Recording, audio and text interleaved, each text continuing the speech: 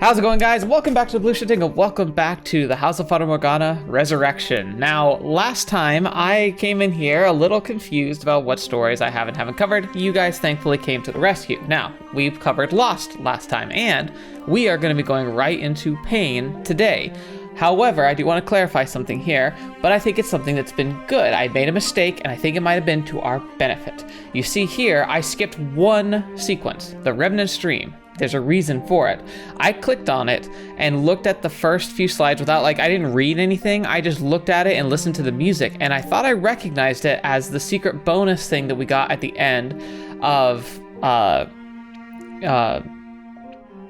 darn it, the last game we played.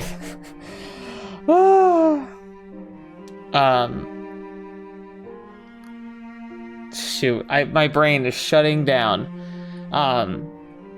But yeah, so I thought it was the bonus we got at the end of the last game. It's not. Apparently, it's something completely different, though it's related to that event, and it ties very specifically into, I guess, what will be coming in Resurrection. So, I've made about a good discovery here. So I'm going to go through all of these side stories first. So we're going to go through them in order, Pain, and then kind of go all the way down to Cup of Kindness. And then at the very end, we're going to go back and do the Revenant's Dream before we start Resurrection. Resurrection is going to be the big one. That's the one we're going to be really excited to see because it's kind of the capstone to the Fata Morgana series as far as I understand. So yeah, just keep that in mind. No panicking. I did pass Revenant's Dream, but it works out better that way anyway. I think it'll probably be best. And so I'm just going to kind of keep going through it, and we're going to jump right into Pain today. Now, I'm not sure what else to expect. Nothing. I don't really know if there's anything here to say specifically other than I hope you're enjoying yourself. I'm glad that you guys have enjoyed this. I did catch some of you off guard. You were a bit surprised that we're jumping right in. I will say this. There's part of me that understands it might be good to break things up. But at the same time, I think that there's a point where it's not that healthy or helpful. And I think for something like this, that's a good example. If we break it up too much, we're going to have a large gap, and we might start forgetting some details of stuff we just covered, especially because this is like bonus auxiliary content. Now, the House of Fata Morgana as a whole, the first, the core series, that's something that's it's encapsulated.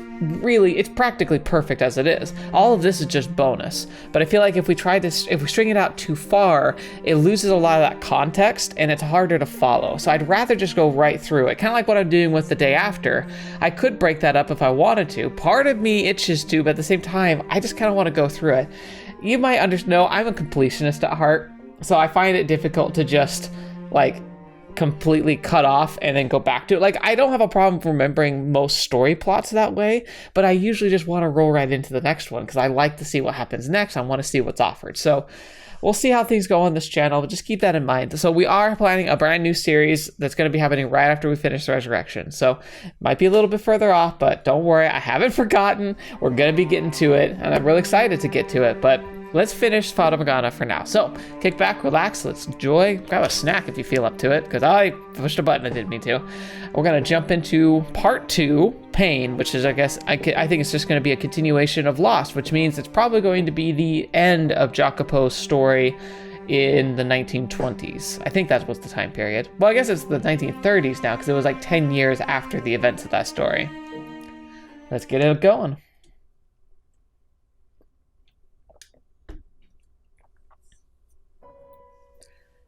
Part 2, Pain. Beyond Ending 4, A Moment of Hesitation. How can you be sure that even now, I still love you? Can you deny the possibility that I no longer yearn for you, but the white-haired girl? Can you deny the possibility that my love for you has transformed into hate? Farewell, Michel. In a brief moment of hesitation, Michel had abandoned Giselle, leading to the worst possible outcome for the both of them. The both of them, and one other as well, a young girl. The girl, however, remained oblivious to her fate. Okay. Are you sure you really wanted to let him go? The girl leaned back in a rocking chair before the fireplace, tracing her bottom lip with her skeletal finger. Her face was covered in hideous scars, a fitting look for the witch of the cursed mansion, but it was her devilish smile that left the strongest impact.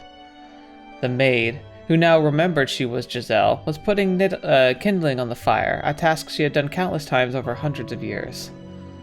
Okay.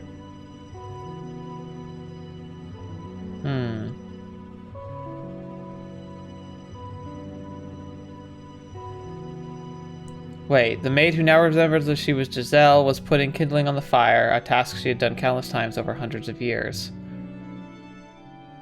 The girl leaned... So, is this the white-haired girl, Michel? I'm not sure, because, like, her face covered in hideous scars. I can't remember... I must be forgetting something of why that would be. But this time, the circumstances were slightly different. Yes, I'm sure. Giselle looked up at the witch, distraught. Her already unnaturally pale face was almost entirely devoid of color. Just moments earlier, she had banished the man she loved. She had cast Michael?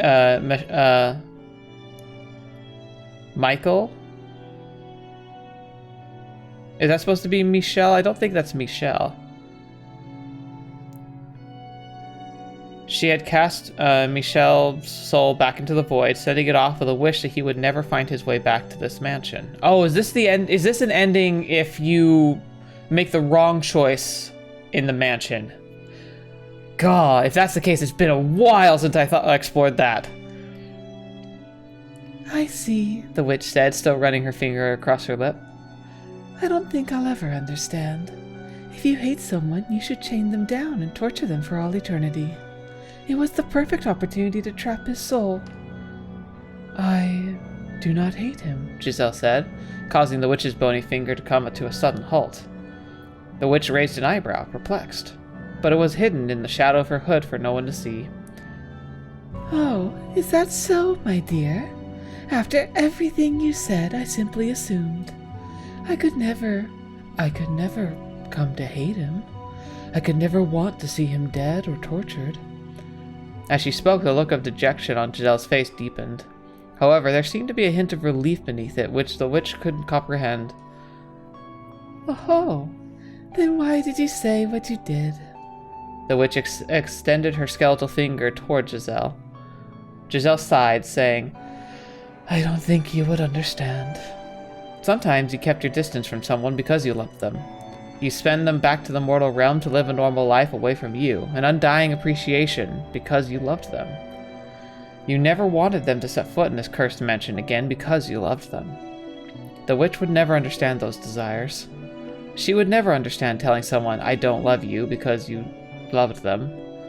And she would never understand lying to push someone away because you loved them.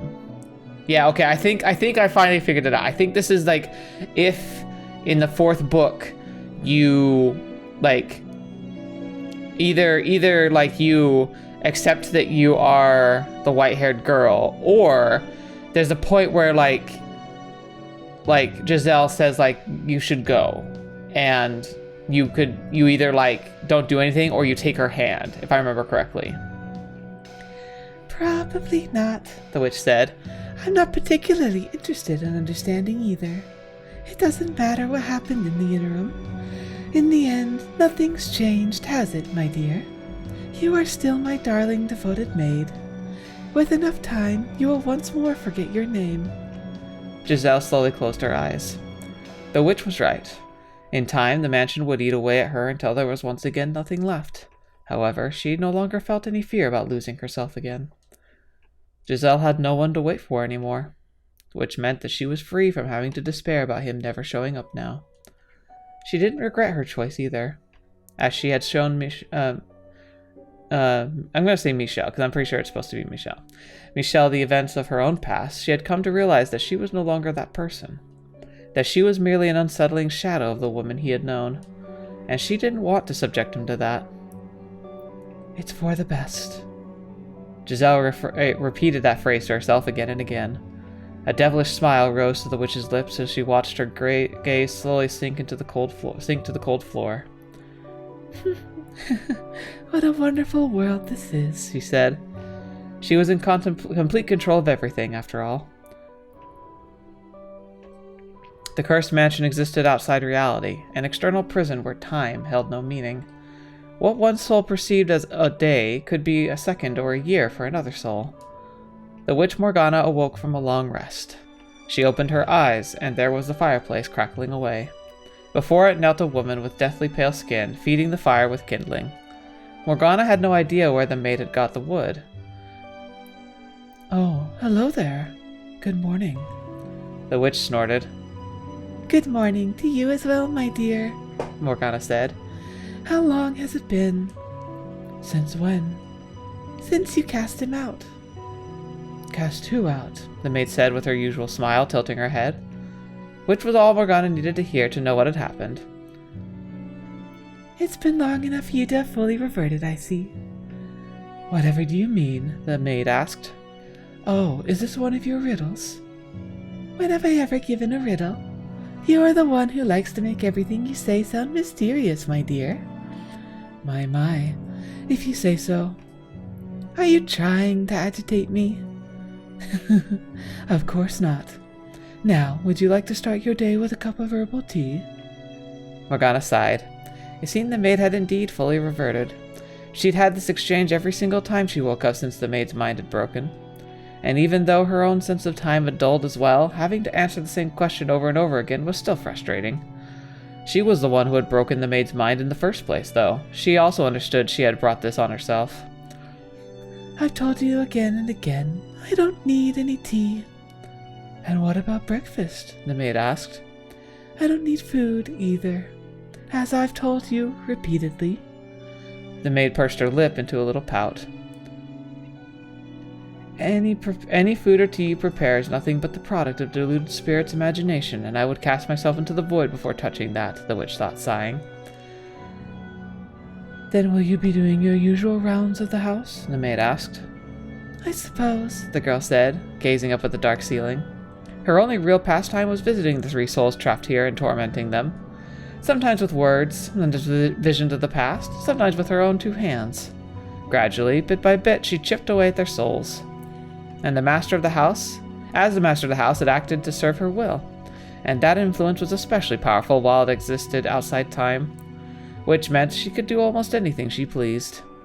And she had taken full advantage of that ability to torture the souls of the flaxen-haired boy, the beast-like swordsman, and the monstrous lord. She was more than willing to spend the rest of eternity enacting her revenge on the 3 of them. That said, she felt things were getting a bit repetitive, and with Michel banished, there was no longer any hope of an outside entertainment, which left her the only one with the power to mix things up. "It might be time to send them out again." The maid blinked at her, perplexed. But of course she wouldn't understand. She didn't know about the 3 souls imprisoned here. "Are you going to release something from the mansion?" the maid asked quizzically. "I would never," the witch said, cackling. "They've been placed under a powerful curse, a wish of destruction and reconstruction, and I'm going to begin that process again, have them live their 3rd lives. Oh, I can't wait to see what terrible ends they meet this time. Aren't you excited, my dear?" "Yes, very much so," the maid said, smiling as though she hadn't understood a single word. The witch jumped to her feet, giddy with rancor. Imagining the miserable, bloody features the 3 terrible men would surely meet had her fixed her mood in an instant. They had to suffer for all eternity. They had to endure a fate worse than death. They had to pay for their sins. Over and over and over again. Morgana first went to visit the flaxen-haired boy, whose soul was imprisoned in the rose garden. As she approached the double doors, they opened on their own, their rusty hinges letting out pained shrieks. On the other side lay a colorless, withered garden, a sad shadow of its once brilliant, colorful splendor. Of course, the witch felt no heartache over the garden's state of decay. A boy's shadow knelt on the ground, almost entirely encased in a briar patch. It was wispy, and barely managed to retain its human form. Arms wrapped around his head, he muttered endlessly to himself. "It's not all my fault. I can't take this anymore. Someone get me out of here." Morgana struck her chin out, looking down on the pathetic creature before her. Her last time here, he'd been a bit more coherent, but now he seemed to be hardly there at all. The flaxen-haired boy's punishment was to relive the day he started it all over again. He had to watch dozens of people die during the Harvest Festival celebration, including his own sister. And now that he'd finished his second life as well, she made him watch his mistakes from that as well. Such as the time he called his sister disgusting and pushed her away. The very same sister he betrayed the lakeside witch for. I never could have known that would happen. I just wanted a normal life. Someone, please, get me out of here. Would you like me to set you free? The witch asked. Only then did the shadow notice her presence, looking up at her with his featureless empty face. What? The witch's smirk grew wider. I said I'm thinking of releasing you.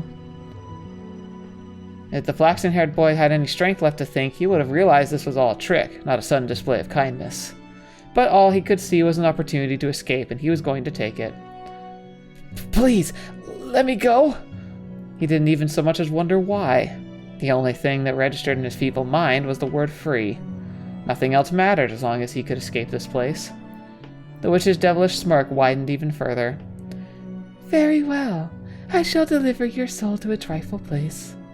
You are very fortunate to have this chance to return to the mortal realm, my dear. Thank you so much for your forgiveness. A contorted smile rose to the flaxen-haired boy's face. He then whisked away into nothing, leaving behind only a small breeze to rustle the witch's robe. It took all her strength to not burst out laughing. Thank you for your forgiveness. That was brilliant. She hadn't said a thing about forgiving him. Farewell, Nell, the witch said, tracing her lip with her bone finger. We'll meet again, she said. The witch's parting words this time were not until our souls crossed paths once more in the boundless sphere of fate. Because she hadn't released him from the curse, so his fate was still bound to her, even as he began life anew. As so long as he remained subject to the curse, so did the soul of the girl who was meant so much to him. That's kind of sad that Nellie is literally bounded because of the curse. Next, the witch went to visit the swordsman. His soul was imprisoned in the cellar from which his stench of blood and flesh emanated. After losing his mind, the twisted-like killer began destroying everything in sight, while howling in some incomprehensible tongue, perhaps his native language, perhaps not a human language at all. The witch was, in truth, not looking forward to this visit. While the cursed mansion was indeed her domain, her own little realm of the dead, she was still just a regular soul herself. If he were to catch her off guard, he could very well damage her soul beyond repair. The witch held the greatest grudge against the barbaric lord, but she remained the most cautious around the swordsman. With an exasperated sigh, she opened the cellar door. And exactly as she expected, a barely humanoid beast leapt at her the second she did. "Stop this instant!" she shouted, pointing a bony finger at the beast. The realm of the dead, it was willpower, not the physical strength, that ruled, which meant that while the witch had been a helpless girl in life, she was the most powerful being in this domain. At her command, the beast froze mid-motion, a katana held high above his head. He stared wide-eyed at the small girl standing before him, beads of sweat forming on his neck. "Blah!" The beast shouted something in his inhuman tongue. The witch glanced around the cellar. It was littered with corpses, bloodstains on every surface. Perhaps among the bodies was even the woman he called his tether. The witch turned her golden eyes back to the beast. In life, she'd been terrified of this man, so scared that she'd resorted to opening her door for the flaxen-haired boy, hoping to ask for his assistance. But now, there was no fear, only glee at having him entirely under her thumb. "How would you like it if I returned you to the realm of the living?" she asked with a devilish grin. The beast stared at her blankly, his form shifting into something faintly more human.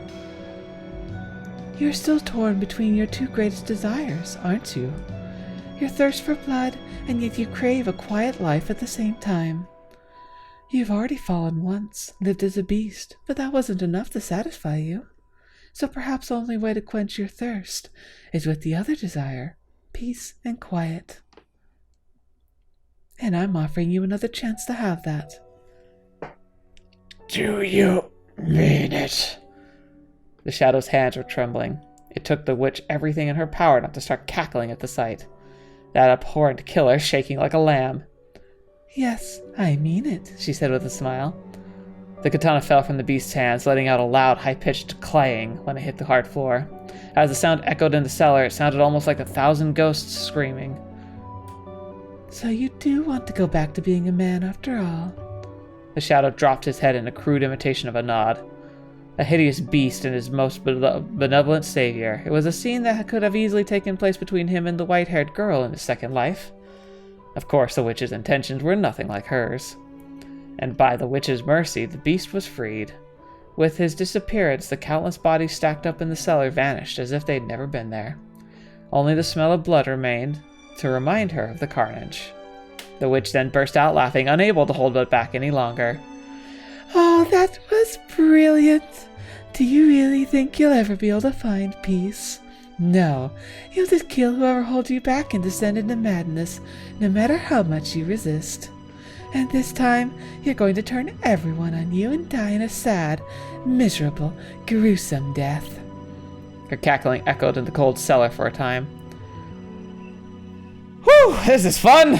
Her final stop was to see the man she despised more than any, the Lord. That monstrous savage. The mere thought of him filled her head with a pitch-black rage. He had ruined her life, tainted her soul.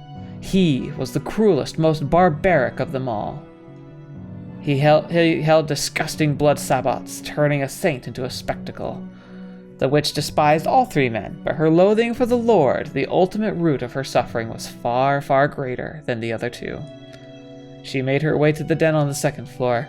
Cigarette smoke seeped out of the hallway, a smell as sad as the man waiting inside. When she opened the door, a cloud of smoke escaped, and only then was she able to see inside. Sitting on the edge of the billiard table with his head drooped was a third shadow, again barely able to maintain a human form. A few seconds later, he noticed the witch's presence and stumbled off the table, shuffling precariously toward her. He extended a hand for her in grief and overwhelming regret, but the witch only saw it as a threat. He was trying to hurt her, as he had done so many times before, to save himself. "Don't you dare touch me," she said, causing his hand to freeze in the air. It formed a chasm between them, boundlessly wide and unfathomably deep. Once he would never be able to cross. "Rejoice, Lord," the witch said with a devilish grin. "I'm setting your soul free." The shadow just stood there, staring at her. He didn't rejoice at the news, and in fact seemed to be rather upset by it. He opened his mouth to try and say something, but only strained gasps escaped from his lips. The witch tilted her head. The other two had been thrilled to hear that they were being set free, so she was not expecting this reaction. "Ah," she said with a nod. "I see what it is. You're realizing that it was the trick, that I'm not really sending you out to your third doom. I suppose being the Lord for so long, you would need a sense of danger." The man was desperately trying to communicate something to her, but with each attempt to use his voice, it only got less and less comprehensible. If he couldn't speak, then he would have to try something else. So he dragged his fingers forward toward the witch. "You will never lay another finger on me," she commanded, pointing a skeletal finger at the shadow's feet. Heavy black chains, strongly reminiscent of those that had been used to seal the observation tower's doors, appeared from the floor and wrapped themselves around his ankles, digging deep into his skin. The shadow fell to his knees, and the sound of rattling metal echoed in the den. "Oh, what a sorry sight. The former lord of a large territory and the head of a mafia family, on his hands and knees, utterly helpless. How does it feel, being looked down on by a mere commoner? It must be absolutely humiliating." The shadow screamed, still mostly indecipherable, but more so than before. His intense desire to get through to her was beginning to show an effect. The witch cackled, glaring down at the pathetic creature before her. She knew how prideful a man he was. He was undoubtedly trying to assail her with curses and promises of vengeance.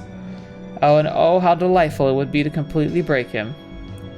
"Go on, my dear. Tell me how much you despise me. Take it nice and slow. You can do it." She crouched before the shadow, peering into his eyes. He didn't have a face to read an expression from, but she could still feel his desperation. He groaned and grunted until finally he was able to form words. "I want to make amends." The witch froze. It took her several seconds to comprehend what he just said. He just asked to make amends? The Lord. The man who had held those dreadful blood sabbats, tortured slaves for fun, and was concerned only about satisfying his own desires, wanted to atone. For what purpose? I made you into the witch. I will do anything you want. I want to make amends. Shut up. The witch stepped back away from the Lord. She was rattled, and her face contorted in confusion, luckily hidden by her hood. Right, this was just a ploy to escape from her curse. He was offering atonement in the hope that she would show him mercy. Well, he was a fool. She had no mercy to spare. The only thing she had in her heart was boundless hatred. Having regained her composure, the witch decided she would make him pay for attempting to worm his way free in an empty show of grace. She turned her gaze toward the shadow-cloaked ceiling and made a wish. In her mind, she envisioned the long sword the Lord had held above his head, and a few moments later that very blade descended from the void. The time-woven sword rattled to the floor beside the Lord. Raising her fleshless arm, the witch pointed the blade with a smirk. If you wish to atone for what you've done, you will have to suffer the same pain as I did. Take the blade, and with it, sever your own left arm. Should you refuse, that proves you're a heartless tyrant only capable of hurting others, she meant to say, but couldn't finish. What? A sound spilling unbidden from her lip as a mass of shadow made a thump against the dense carpet. Jet black liquid spurting from the left shoulder, staining the area around him. He hadn't even hesitated.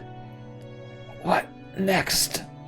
The shadow plunged the bloody sword into the ground, leaning against the hilt for support. He was breathing heavily from the pain, but still he asked for more, knowing his single arm didn't compare to the agony she'd been made to endure. The witch stared at him, flabbergasted. What on earth was happening? Was this the kind of man the Lord was? No, forget that. Regardless of what he was doing now, he still locked her in the observation tower and killed her. He was a brutal, savage murderer, and nothing changed that. He had to be. He had to be. What do you want me to do next? What will bring you relief? Morgana. Silence! The witch's mind was a mess. Something seemed wrong, but her soul refused to let her see what. Pain that she had long since buried was drifting back to the surface. As anger and hatred bubbled furiously in her gut, she twisted her lips into a smile and proclaimed, Very well, then. As you wish, I'll let you experience the full extent of the pain and helplessness I was made to suffer. And so she put the Lord through all the pain and suffering and despair she had gone through in life, covering his body in wounds from head to toe and draping the den in a thick layer of black blood. It was the witch's very own blood sabbat. The black shadow lay in a twisted mound at the center of a sea of blood, occasionally straining gurgles, the only sign that anything remained inside. He had endured the entirety of her 16 years of life in the tiniest fraction of that time, and as a result his soul was on the brink of disappearing. The witch was breathing heavily as well. In the process of administering his punishment, she had to relive it all as well, creating brand new wounds on her soul. It had been centuries since she'd been hurt by her past. That's enough, she said. I'm sending your soul back to the outer world so you can begin your third life and your third tragedy. I will never let your suffering end. Coughing up blood, the shadow lifted his head, shaking it weakly. It didn't object to the suffering, only doing it in the mortal realm. It had to be here with her, where she could see it. He had so much he wanted to say, but only the strength left in his lips to put one sentiment into words. That he wanted to atone, of course. That he was the only thing he truly desired. The witch bit her lip. These incomprehensible feelings he kept dragging out of her were driving her mad. And the very fact that she was unable to retain her composure was only a source of a further agitation. Are you incapable of saying anything else? If you're capable of feeling remorse, would you do any of that to me in the first place? Why did you hold all those blood sabbats? Why did you make the spectacle out of me? Why did you torture your slaves for fun? Why did you call me a witch? Why did you lock me up and murder me? He likely wanted to tell her she was wrong, but because not everything she had said was false, he couldn't. And he didn't have the strength or clarity of mind to explain it in detail. So all he could do was cling to the self-destructive wish for atonement. I will never be able to understand you, Lord. The witch's mental state was beginning to shift again. Not for the better, though. The only person capable of untangling the massive knot that had formed was no longer around, which meant that it would only continue to get more and more tangled. And she was starting to think she'd rather be rid of him entirely than have him suffer for all eternity. The longer she kept him around, the more chances he would have to beg her to make amends. But she was done with that. She was done with the Lord's nonsense. And she was done with feelings like such a mess because of him. Okay then, as you wish. This wasn't part of my plan, but I'll let you have your final atonement. As she spoke, she bent down and picked up the sword with her skeletal hand. By giving me your head.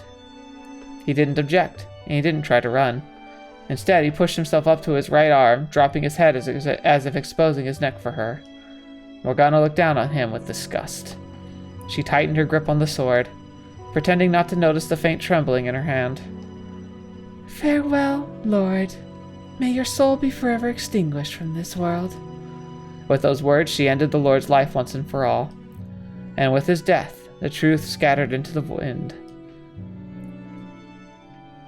Morgana's robe was heavy with black blood. She was exhausted. She thought having her revenge would take a huge weight off her shoulders, but instead, she just felt lethargic. She wanted to get back to the warmth of the fireplace and go down for another nice long sleep. But when she opened the door to the hallway... Have you finished your business? She came face to face with the maid, her jade eyes glimmering unnaturally. Morgana took a half step back. What was she getting spooked for? She was the most powerful being in this domain. She was in complete control. The witch gave a little hump to mask her momentary stumble, then said, Yes, I've finished. Now tell me, is the fireplace going? I am rather tired, and I would like to rest. But of course, Morgana. I put fresh kindling on the fire not long ago. It should be nice to warm you for your nap. Did the maid ever call her Morgana before? Very well. Morgana lowered her gaze and made to leave the maid behind. But then she realized something seemed very wrong. How did the maid know my name? A chill ran down her back.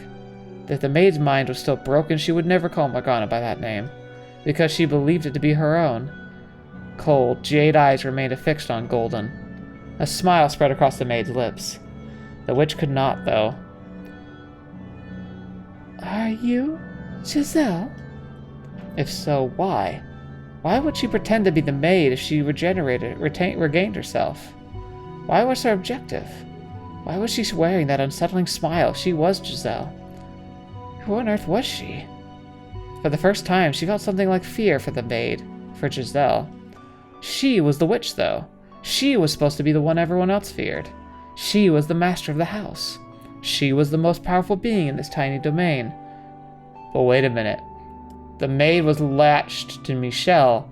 If Michel's gone, the maid might not be bound anymore. And maybe the maid has learned a little too much from... Uh-oh. So why did she feel like Giselle of all people had taken the upper hand? She had to have been imagining it. Giselle was her faithful maid, and she was the all-powerful witch. However, that dynamic only existed as it did because Giselle had Michel to wait for, her one source of hope and her weakness. But now that he was gone and Giselle no longer had any hope, would she really stay in Morgana's servitude for eternity? While you were asleep, I spent some time organizing my thoughts. Is that so? The witch said. It is. After Hayden's death, you told me the 3 men who wronged you and of your enmity for them. That may have happened, yes. And then you told me how you made a wish for them. A wish that they would undergo reconstruction and meet their tragic demises again. Yes, what of it? Something about it doesn't quite sit right with me. I have only heard of the events from your perspective, though, so I can only speculate on what it means. But a story told from one perspective is necessarily colored by that perspective. If the speaker believes something, it becomes true within the telling, regardless of the reality of it. I'm quite familiar with this phenomena, and as I've fallen into its trap before. What are you implying? Are you trying to say I'm wrong about what happened to me? I cannot say. And the only one who is no longer with us. Any chance we had of knowing the truth is now lost forever. However, unlike you, I was there with all three of them for their second lives. And in particular, my impression of the man in the third door, whom you refer to as the Lord, does not line up with your depiction of him in certain ways. Would you really call him a heartless monster? Why wouldn't I? The witch said. He passed goblets of my blood around to the noblemen like wine. Does that sound like someone who has a heart? Giselle didn't back down to face Morgana in the face of Morgana's intense glare. In fact, she took another step closer. Morgana was starting to feel like she was at disadvantage, despite full confidence she was right. And what if you were mistaken about some fundamental detail? Mistaken? No, there was nothing to mistake. The Lord was a monster. He was the one who drained her blood for feasts, and he was the one when he locked her in the tower. That was the simple truth of it. Why then did she feel like her chest was in the vice every time she told that to herself? Why had her hand shaken before killing him? And why on earth did her mind keep imagining him begging to atone as something completely unrelated? For a heartbeat, a vision of that lonely graveyard swelled up in her mind. Standing there was the slave man, whose name and face and voice she had long forgotten. The one who had taught her kindness. I chose not to stop you, though, Giselle said. And why do you think that I did that? Enough games! Out with it already! What are you scheming? Oh, I would never. I simply wanted one thing. For you to lose everything as well. The witch glowered at Giselle, who was still wearing the same lonely smile.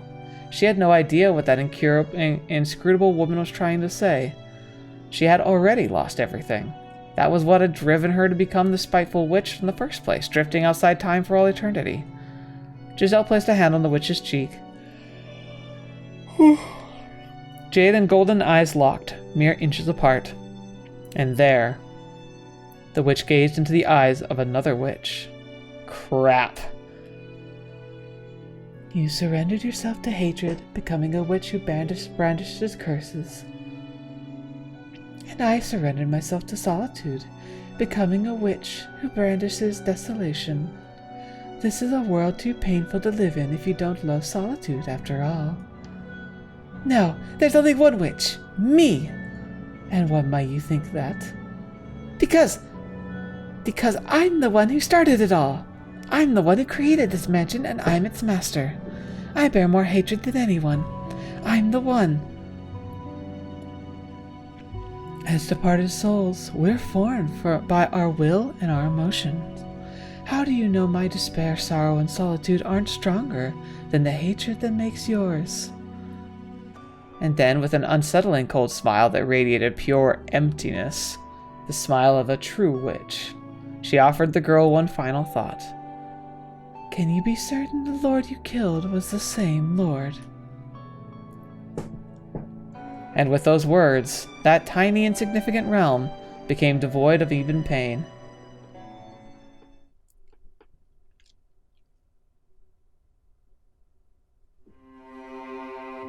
Holy crap. That was, intense. I wasn't expecting that. But, whoo, boy. Whoo, there goes the controller. Man. So that's the true bad ending. If Michel gets banished from the mansion, Morgana inadvertently banishes her bound targets from the mansion. Maybe that's what helped, like, give Giselle, like, her power. Or at least majority of her power, because Morgana's tethers, you could say, her own tethers, were gone. They were banished from the mansion. They were still bound to her, but it probably severely weakened her, especially after confronting with Jacopo's spirit. And so then Giselle takes control. I wonder if the future would then be the two maids fighting not only like to curse others, but to curse each other. Man, what kind of a story would that make? That'd be insane. But I think that's where we're going to end for today. Again, it's a little short, but like that story's just too long for me to get fully launched into another tale. And if I start it and just go 10 minutes, that's going to be really unsatisfying.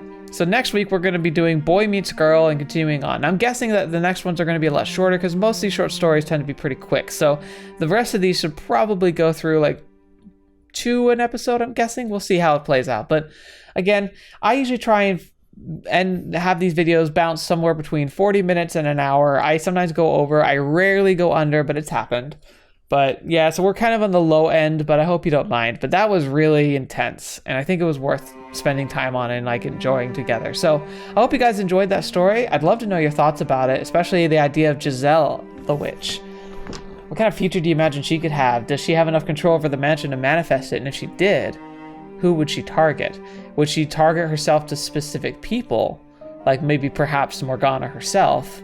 Or would she seek out other people in the human world and seek to bring about their solitude as well? Interesting questions. We'll have to see. It kind of makes sense though, because we saw that the maid developed powers within the mansion over time, so she definitely had some level of control.